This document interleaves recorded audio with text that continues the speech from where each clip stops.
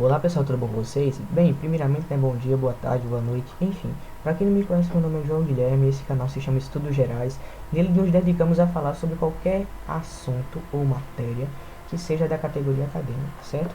E para a aula de hoje, pessoal, eu trouxe um assunto bem bacana que se chama cinemática, que é uma introdução da física não, da mecânica, que é um ramo da física também, certo?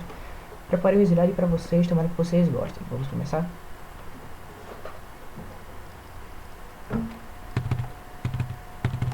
Pronto. Primeiro, o que a cinemática estuda? A cinemática estuda nada mais nada menos do que o movimento dos corpos.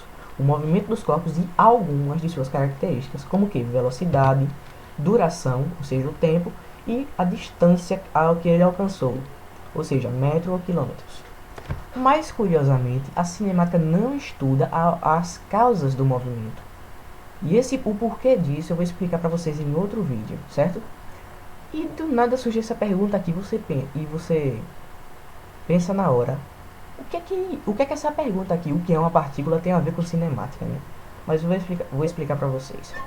É porque na cinemática, a partícula é tratada como todo ou qualquer corpo quando suas dimensões são muito pequenas em relação aos outros ao seu redor, ao ambiente ao seu redor. Como assim? Vou dar um exemplo. Pensem em uma cidade e pensem em um carro. Qual é o maior? Claro que é a cidade.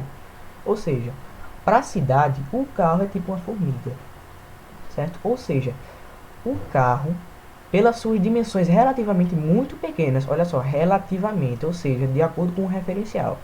Quando suas dimensões são relativamente muito pequenas, o carro, então, pode ser considerado uma partícula na cinemática. Entenderam agora? Relativamente, o tamanho relativo, certo? Vamos lá.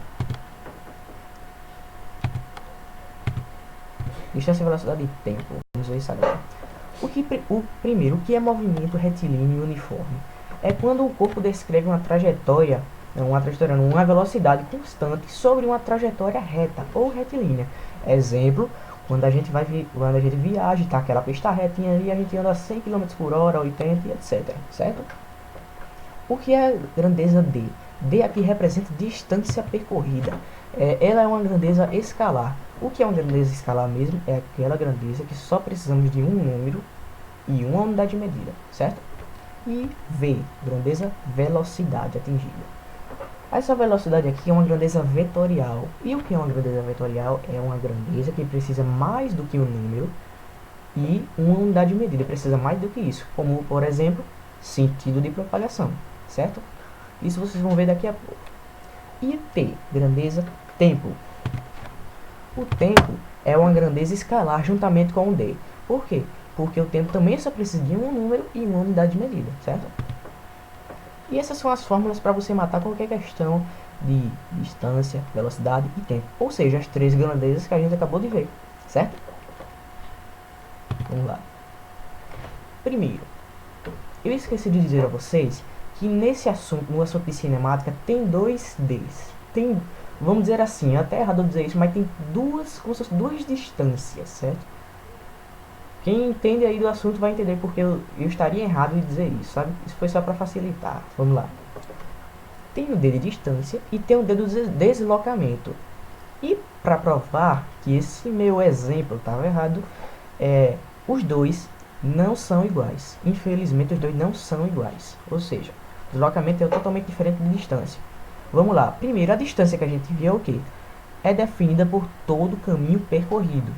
É uma grandeza escalar, como a gente viu. Como assim todo o caminho percorrido? Tipo, se um carro avança 80 km, depois avança 20, depois avança 30, depois volta 30, volta 20, volta 70, avança mais 50, ou seja, todos esses números você vai calcular. Como a questão está pedindo. Você vai usar todos os números e chegar a um resultado, certo? Ou seja, tudo você vai usar. E deslocamento é o que? É definido pela diferença entre DF e DI. O que é DF e DI? DF, distância final, posição final. E DI, distância inicial. O que é que vai acontecer? Você só vai pegar o valor final e vai subtrair pelo valor inicial. Ou seja, D final menos D inicial, certo? Ou seja, nem tudo vai contar aqui. Só vai pegar o D final e menos D inicial. E ela é uma grandeza vetorial, certo? Ao contrário da distância comum. Vamos lá. regras e propriedades básicas. No caso da velocidade negativa, é verdade? E quem entendeu aí, quem já entende um pouco do assunto, vai perceber porque eu botei essa pergunta aqui. Por quê? Porque tem um trecho, quando a gente está estudando velocidade na cinemática, que leva a entender que uma velocidade pode ser negativa. Mas isso é só uma interpretação errada da gente. Por quê? Porque não existe velocidade negativa. Como é que eu posso provar isso? Você pode andar no carro abaixo de zero? Você não pode acelerar para baixo. Você não pode, a velocidade for para baixo, não pode ir a menos 80, entendeu? Ou seja, o que leva a gente a entender que a velocidade poderia ser negativa? É isso aqui, olha. Quando um corpo está indo no sentido da questão, ele está positivo. O sentido correto, tipo, o sentido da questão é considerado positivo. E o sentido contrário, ou seja, voltando, o sentido contrário à questão é negativo. Por exemplo, tem um carro andando na mão direita e outro na esquerda. Ou seja, um vai e outro volta. O que vai, positivo, o que volta, negativo. Ou seja, só porque está no sentido contrário. Aí você pensa, mas se o resultado não vai dar o sinal de menos na frente, então pode ser negativo. Mas olha só, esse sinal só representa o sentido contrário e também o que? A gente não pode botar um número só com o sinal e deixar assim, certo? O que a gente vai botar é isso aqui, ó. Se o movimento for positivo, o sinal favorável à questão, você só vai botar um número e bota aqui, movimento progressivo. E se o movimento for negativo, é aí que eu queria chegar, você não bota só o número e o sinal. Você bota um número e depois, entre parênteses, bota movimento retrógrado ou regressivo, certo? Vai botar entre parênteses, porque em exato a gente tem que especificar tudo. Senão, meu filho, o professor dá zero. Vamos lá. Distância diretamente proporcional ao tempo. Por que a distância diretamente proporcional ao tempo? Porque é só você pensar, se a distância aumentar, o tempo para percorrê-la vai aumentar também. E se a distância diminuir, o tempo para percorrê-la vai diminuir também. Esse aqui, outra propriedade. Inclinação no gráfico, variação, ΔD e ΔT. Primeiro, por que a gente sempre usa o infeliz do delta? Porque é o seguinte, o delta é um termo matemático utilizado para variação. Ou seja, se tem um ΔD aqui, quer dizer que houve uma variação na distância ou no deslocamento. Na distância principalmente, né? Por quê? Tipo, lembram do exemplo que eu disse? Se um carro for em 80 km, depois avançar para 70, para mais 30, voltar isso, voltar aquilo, pronto. O que vai acontecer? Você vai pegar o cálculo, você vai pegar os números, calcular, e o resultado é o ΔD, ou seja, é o resultado da variação, certo? Do mesmo jeito, se tem o ΔD que indica variação, ΔT também indica variação, certo? Ou seja, se um carro for percorrer 1 km em 1 hora, depois percorrer outro quilômetro a 2 horas e assim diante. Ou seja, você vai pegar o cálculo, o tempo que está dizendo na questão, todos os t no caso, né, que está dizendo na questão, fazer o cálculo para dar o resultado, e o resultado é chamado de ΔT, certo? Vamos lá. Velocidade instantânea e velocidade média. A gente já tem uma noção básica de velocidade média, certo? Quase todo mundo aqui já tem. Só que velocidade instantânea é meio difícil de ser entendida pela primeira vez. O que é velocidade instantânea? Vamos lá. Eu quero que vocês imaginem o desenho que eu vou descrever para vocês. Olha só. Imaginem um ponto A e um ponto B, separados por um segmento de reta, um segmento de reta gigante, certo? Muito distantes um do outro, certo? A e B. E você é um ponto D de observação que está fora, e não é muito relevante nesse caso, certo? Qual é o resto do desenho? A 5 metros depois do ponto A, você vai colocar outro pontinho ali no segmento de reta. Aí você chama ele de pontinho da arrancada. A arrancada, você vai entender por quê. O pontinho da arrancada é fundamental para a velocidade instantânea. Eu vou dizer por quê. Olha só. Quando o corpo sai do ponto A e vai ao caminho ponto B, primeiro ele vai passar pelo pontinho da arrancada, né? Quando ele chega perto do pontinho da arrancada, tem o que? Empecilhos. Ou seja, tem, por exemplo, um quebra-mola, sinal vermelho, boi na pista, pessoas correndo feito doidas porque assistiram Bird Box também. E Ou seja, um monte de empecilhos e gente atravessando fora da faixa, né, para completar. Olha só. Ou seja, se ocorrer qualquer empecilho desse, o que é que vai acontecer? Você vai variar a sua velocidade. Ou seja, se acontecer qualquer coisa ali, tipo, tem uma curva também muito curvada, né, assim. Ou seja, o que é que vai acontecer? Qualquer motivo que você use para aumentar ou reduzir sua velocidade, certo? Quando você vai chegando no pontinho da arrancada, tem esses empecilhos. Então você faz o quê? Ou você aumenta a velocidade dependendo dos empecilhos. Por exemplo, pode ser a pista livre. Pronto. O que é que você vai fazer? Você aumenta ou reduz a velocidade. E no momento que você aumenta ou reduz, o velocímetro vai marcar a distância e a velocidade na hora. Então, o que é velocidade instantânea? É a marcação instantânea do velocímetro no momento em que ele variou. Ou seja, a velocidade instantânea se remete ao momento da velocidade. O momento mesmo que ela foi marcada e o momento que ela variou. Certo? Ou seja, o pontinho da arrancada é a própria velocidade instantânea. Porque foi no momento que ele variou que descobriu qual era a velocidade. Aí você pensa, certo, se não tivesse se o pontinho da arrancada não tivesse muito empecilho, se não existisse essas coisas, o que é que ia acontecer? A velocidade ia se regularizar sozinha, ou se não ia variar muito lento, sabe? E não dava para fazer o cálculo com ela, assim, porque era mais trabalho. Então a velocidade instantânea, para complicar a vida da gente também, ela tem uma justificativa e uma coisa que deixa ela se tornar um pouco mais fácil. Por quê? Na velocidade instantânea, o ΔT, ou seja, a variação de tempo, tende a ser o menor possível. Por que o menor possível? Lembra que eu disse onde está o pontinho da arrancada? Está 5 metros depois do ar. Só 5 metros. E o que é que isso significa? Que se o pontinho da arrancada estivesse no meio, tipo, no meio do segmento de reta, a velocidade ia ser marcada, a variação de velocidade do ponto A para o pontinho da arrancada ia ser quase tipo, nula. Como assim? Porque você de longe tipo, vê um empecilho e pronto, vai parando, vai regularizando a velocidade, vai fazendo as coisas direito, entendeu? Tipo, a velocidade vai regularizando muito devagar. E quando o ΔT, que é o pontinho da arrancada, está perto do ar, você vai ter que variar logo. Ou seja, é uma variação instantânea. A velocidade instantânea é a variação instantânea, como eu disse, certo? Do velocímetro, a marcação que ele faz na hora. Ou seja, o pontinho da arrancada e o tempo, o ΔT, são os criadores da velocidade instantânea. E por que o pontinho da arrancada? Eu vou explicar agora. Porque é na hora, sabe? Você arranca assim a velocidade, sabe? Acelera de uma vez, ou reduz, entendeu? Por isso que eu chamo de pontinho da arrancada. O pontinho que você toma a decisão mais importante. Ou você reduz ou aumenta a velocidade. Olha só revisando. Ponto de partida é o que proporciona a velocidade instantânea, tá? Ponto de partida. Inclinação ou variação do momento, ou seja, o pontinho da arrancada. E ponto de observação, que lembra que eu disse que você está em um ponto D, fora, observando tudo, certo? E por que tem esse D? Rapaz, olha, ele não é muito assim relevante não, dependendo da questão.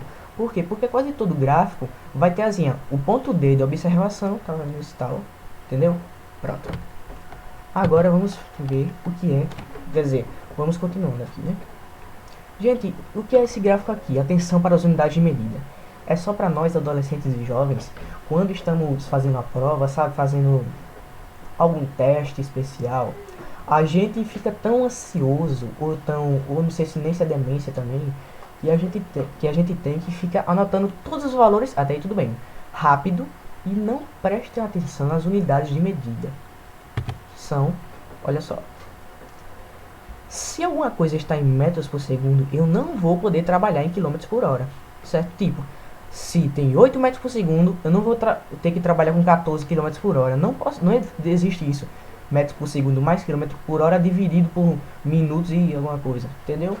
Ou seja, se tem unidades de medidas diferentes na questão, você vai igualar, certo? Você não pode trabalhar com unidade de medida diferente e misturar tudo, certo? Então, isso aqui é só pra gente se lembrar como faz a conversão das unidades. De metros para segundo, que é uma base de unidade também, que eu chamo de base tipo as medidas principais, certo? Vamos lá, metros por segundo, uma principal, quilômetros por hora, outra principal. Como faz para mudar de metros por segundo para quilômetros por hora? Vezes 3,6. Você vai calcular um número, quer dizer, vai multiplicar o número por 3,6. E de quilômetros por hora para metros por segundo, você vai dividir o número por 3,6, certo? E aqui é a famosa escadinha do tempo. O que é que você faz aqui? E hora para minuto vezes 60. Por quê? Porque uma hora tem 60 minutos. E de minutos para segundo vezes 60 também. Por quê? Porque um minuto tem 60 segundos. E aqui é voltando para hora, certo? Dividindo. Vamos lá. Eu acho que agora vai ser as questões para a gente exercitar o que a gente aprendeu, certo? E eu vou fazer essa questão com vocês também. Na verdade eu já fiz, né? Mas o seguinte, eu só vou dizer aqui que eu já fiz porque eu quero comprovar que eu não peguei tudo da internet e fingi que aprendi pra contar pra vocês, não. E eu vou provar que eu fiz, quer ver? Olha só. Primeiro vamos ler a questão 1. E nesse tempo de leitura você pode pausar o vídeo e copiar a questão se você quiser, certo? Pra entender melhor. Olha só. Após chover na cidade de São Paulo, as águas da chuva descerão o rio Tietê até o Paraná, percorrendo cerca de 1.000 km, sendo de 4 km por hora a velocidade média das águas. O percurso mencionado será cumprido pelas águas da chuva em aproximadamente... Notem uma coisa.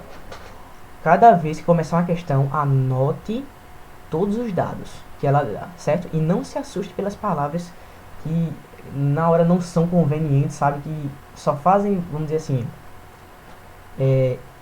enrolar mais para a resposta, tipo isso aqui, ó, tá vendo? As águas da chuva fez percorrer aquilo, isso, então só não se assuste com isso, tá? Olha só. Só que você tem que observar também uma coisa aqui, ó. Aqui está em dias, tudo está em dias, ou seja, o resultado, o número, vai ter que ser colocado em dias, certo? Vamos lá resolver a questão 1.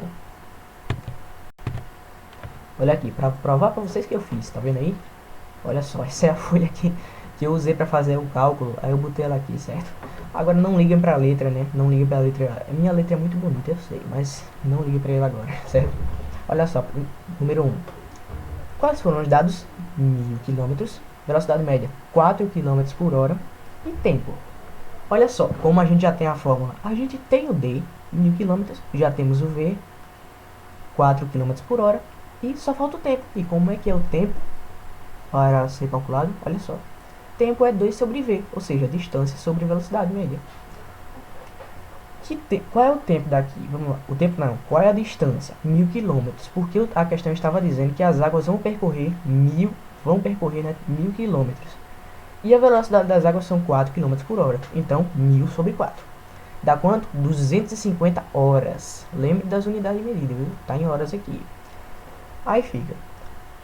Para transformar em dias é fácil. É só a gente pegar uma base e ver a qual essa base se equivale para a gente igualar as casas. Como assim? Olha só. Igualar as unidades no caso. Uma base. Um dia equivale a quantas horas? 24. Ou 24 horas equivale a quantos dias? 1. Ou seja, pegou tipo a base principal. Um dia equivale a isso, certo? Para a gente igualar. Vocês vão entender agora. Olha só. A gente tem que fazer a perguntinha. Quanto vale 250 horas? A gente pensa, se um dia é 24 horas, ou seja, 24 horas é um dia, quantos dias seriam 250? Para a gente matar a charada aqui. Aí você faz a regrinha de 3, meio pelos extremos, e tem aqui 24x é igual a 250, x igual a 250 dividido por 24. Deu 10,41. Lembre-se que o resultado já está em dias, certo? Mas a questão pediu aproximadamente 10 dias. Por quê? Porque eu não posso dizer 10 dias e 41, certo? Qual foi a alternativa? Olha só, número 1, B. Vamos ver. Olha só, número 1, B. Tá vendo? 10 dias. Se vocês quiserem procurar na internet para ver que não está errado, também pode, né? Vamos lá. Olha só. Número 2. Vamos ler agora. Ao cobrar uma falta em um jogo de futebol, um jogador imprime a bola a uma velocidade de 43,2 km por hora. Sabendo que a bola gasta 3 segundos até atingir as redes, determine a distância percorrida. Vamos lá. Número 2. Aqui, primeiro, anotem os dados. Olha só. Dados. Qual é a velocidade da bola? 43,2 km por hora. E qual é o tempo? 3 segundos. Agora observe a diferença. Aqui tem km por hora. E aqui está em segundos. Ou seja, eu ter que transformar esse aqui em metros por segundo. Para ficar mais fácil, certo? E que é o correto também, né? Vamos lá. Como é que transforma de km por hora para metros por segundo? Dividindo por 3,6. Então vamos aqui. 43,2 dividido por 3,6. Vai dar 12. Vocês podem fazer o cálculo aí, certo? Dá 12. Então, qual é o que é distância? É velocidade vezes tempo. Pronto, qual é o tempo? Aqui, 3 segundos. Já está em segundos, então não precisa alterar. Olha só, 12 vezes 3, 36 metros, certo? Alternativa A. Vamos lá? Aqui, 36 metros, certo? Número 2. Vamos lá. Questão número 3. Eita, esqueci de ler a questão número 3. Vamos lá. Um garoto caminha a uma taxa constante de 100 passos por minuto.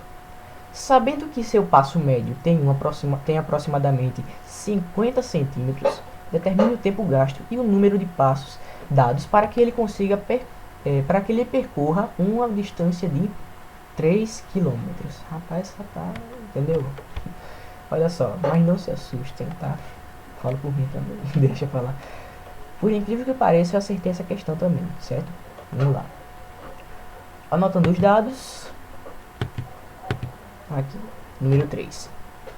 Olha só. Vocês vão anotando tudo, tá? As medidas que são as principais. Certo? Tava pegando aqui a tomada porque o notebook tava descarregando. Certo? Só esse barulho foi isso. Vamos lá. Olha só. 100 passos é igual a quantos minutos?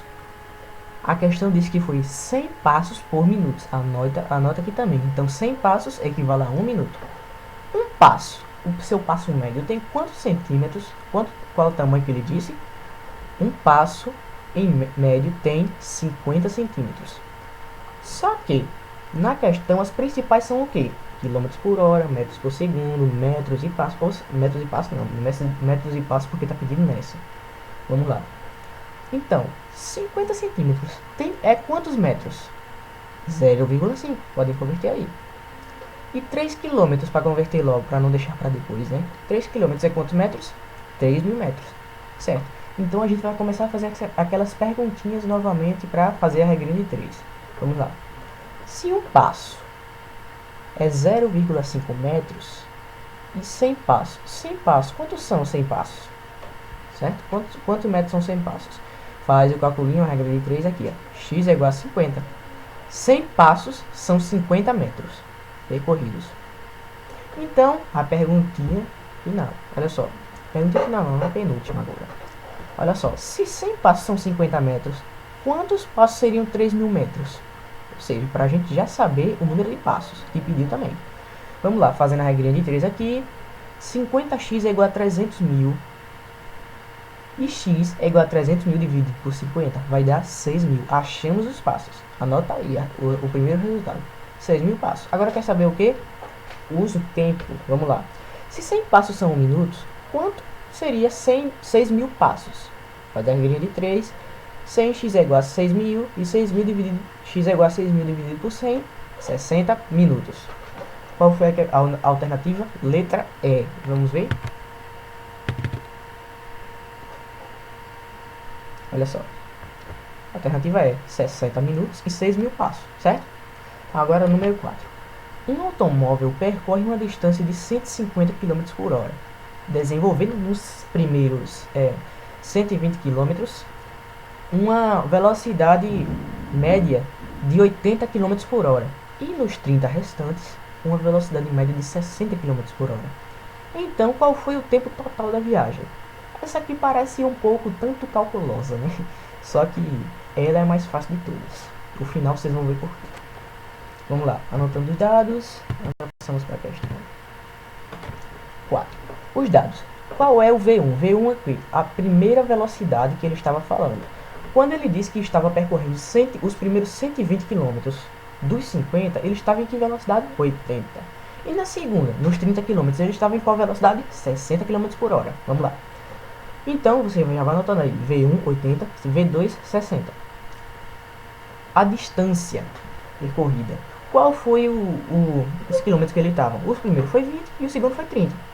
E como é que calcula o tempo? Que ele quer saber o tempo. Vamos lá. D1 sobre V1. Vamos lá. Ficou o quê? 120 sobre 80. Deu quanto? T1 é igual a 1,5. T1 é o tempo 1, certo? Aqui, tempo 2. Agora você pega tudo do 2 e bota aqui. Olha só. Quanto é o tempo do 2? D2 sobre V2, certo? Então, T2 é igual a 30 sobre 60. Quanto vai dar 30 sobre 60? Vai dar 0,5. Então, o que você vai fazer agora é simplesmente somar. Por quê? Porque pediu o tempo total, só isso. Então você soma 1,5 com 0,5 vai dar 2 horas. Não esqueçam da unidade de medida, certo? Resposta da 4, 2 horas. Bem, gente, é isso. Obrigado pela atenção de vocês. Espero que tenham gostado. E só uma coisa para você que não vai embora agora. Olha só. Você que está aqui ainda, parabéns. Tenho só uns anúncios para dar para vocês. Olha só. Para você que estuda na faculdade, na universidade e não tem tempo nem para morrer e também está preocupado em fazer aquele TCC, a monografia exigida delas, e está com problema para isso, eu tenho uma solução para você. Olha só, o mais novo e melhor curso do Brasil, Monográficos e Orientador TCC. Nele ele te dá um suporte teórico, ideológico, e te dá um material online, um programa online que ajuda você a fazer todos esses trabalhos. Aí você pensa, mas não tenho nem tempo para morrer, como é que eu vou fazer um curso ainda de TCC em monografia? Olha só, calma. Se você não tem tempo, eu acabei de dizer, ele tem ferramentas que te ajudam a fazer os trabalhos. Como o que? Por exemplo, vou lhe dar o exemplo de duas. Olha só. Se você não tem tempo para estruturar o trabalho, para desenvolver, o que é que tem? Tem uma ferramenta chamada assistente de blocos. O que é que ele faz? Ele estrutura todo o trabalho para você. Ele vai estruturar tudo, de introdução até o final, certo? Introdução, desenvolvimento, considerações finais e etc. E se você não tem tempo para criar alguns textos de trabalho, olha só, tem uma ferramentazinha chamada gerador de elementos. Esse gerador de elementos vai gerar quase todos os elementos que precisam para o trabalho. Tipo o quê? Tipo opções de textos, tipo temas a ser muito discutidos e até os textos em si. Vamos lá. E para você aí, que quer fazer o concurso da polícia e quer ficar na frente dos outros concurseiros com materiais a mais, olha só, aqui na descrição do vídeo também tem um site que tem uma plataforma online para você trabalhar com isso, sabe? Trabalhar com isso não, né? Estudar com o material, ou seja, um material que já passou por outras provas da polícia. Quer dizer, só focando aqui, é a Polícia Rodoviária Federal, certo? O concurso é disso. Ou seja, você consegue esse material acessando o link aqui na descrição, entrando em contato, fazendo tudo, certo? Vamos lá. E para você que quer virar investidor, ou para você que só quer fazer um investimentozinho, certo?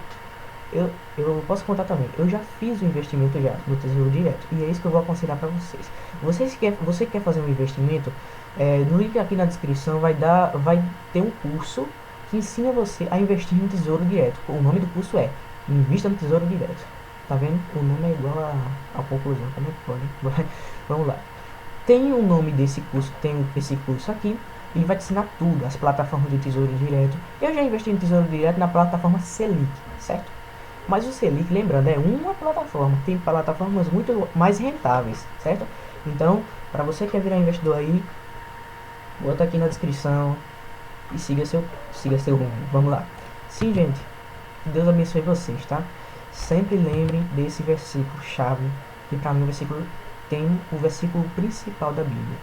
Deus amou o mundo de tal maneira que deu seu único filho, para que todo aquele que nele crê não pereça, mas tenha a vida eterna. Obrigado, pessoal. Vejam tudo demais aqui na descrição. Obrigado. Valeu.